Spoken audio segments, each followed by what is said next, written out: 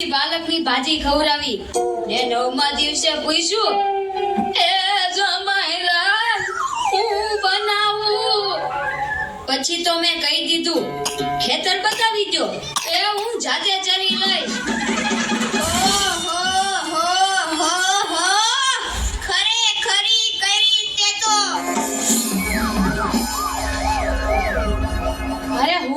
મારી પત્ની સાથે શાક માર્કેટમાં ગયો તે ઈ મને કહે 2 કિલો વટાણા લાવ.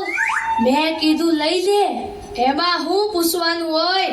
તો મને ઈ કે પૂછવું તો પડે ને, આ વટાણા ફોલવાના તો તમારે જ છે ને. યો કરો વાત. અરે બાયુની ક્યાં માંડો છો? આજકાલની પડજાઓ પણ જુઓ ની. મારી ટિંડોળના હાથમાં મોબાઈલ આવ્યો એટલે બસ પતી ગયું, સમજી લ્યો. આપણી સાથે વાત કરતા હોય અને કોકનો ફોન આવે એટલે હાલવા જ માંડે.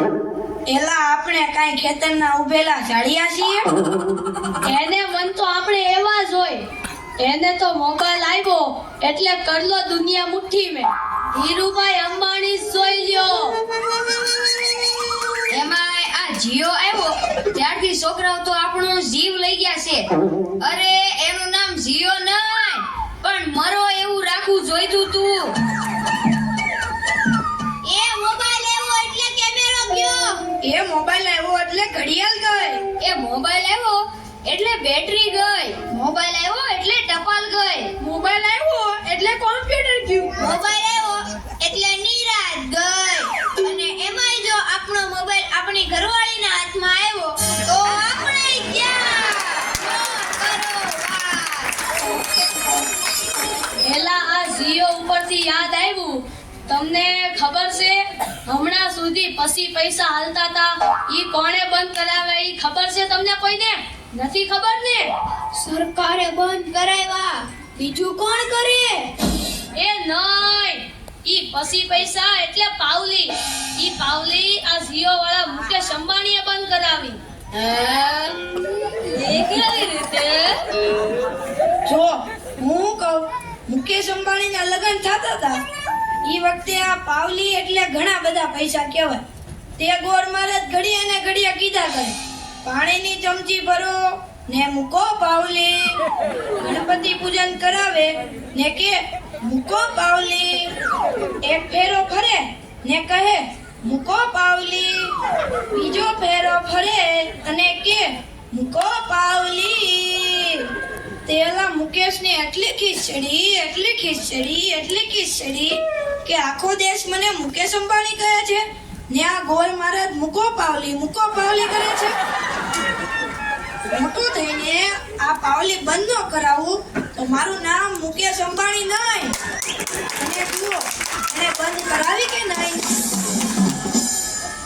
અને ઈ મોબાઈલ ને કારણે છોકરા કઈ બગડ્યા છે. જાણે મોબાઈલ જ એનો બાપ ને એની માં નો હોય. અને આપણા છોકરાની તો વાત જ ના થાય હો. એ વરાસા મોકલ્યો હોય તો તાબીએ જઈને બેઠો હોય, અવેડાના ડાટા કાઢી નાખે એવા હોય. કાલે મેં ઓયલા પહલાને કીધું કે તારો છોકરો પથ્થરના ઘા કરે છે, કોઈને વાગી જશે. પહલો મને કે ઈ મારો છોકરો નહીં, ઈ તો મારો ભાણિયો છે. મારો છોકરો તો તારા બૂટમાં પાણી ભરે જો. એ લાટા પાટા શણગાર કરીને સ્કૂલે મોકલ્યો હોય ને ઘરે આવે ત્યારે પલળેલ કાગડા જેવો થઈ ગયો. મારા ટીનિયાને સાહેબે પૂછ્યું કે 15 ફળના નામ બોલ. ટીનિયો કે એક સફરજન, બીજું એક ચીકુ, એક ત્રીજું પપૈયું અને 1 ડઝન કેળા. થઈ ગયા ને 15 ફળ. લો કરો વાત.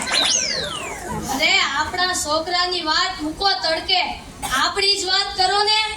ઘરે છોકરાનો જન્મ થાય એટલે એની માં કે નાક તો મારા જેવું છે, બાપો કે એની આંખો મારા જેવી છે, કાકો કે એના વાળ મારા જેવા છે, હો મામો કે હાસ્ય મારા જેવું છે.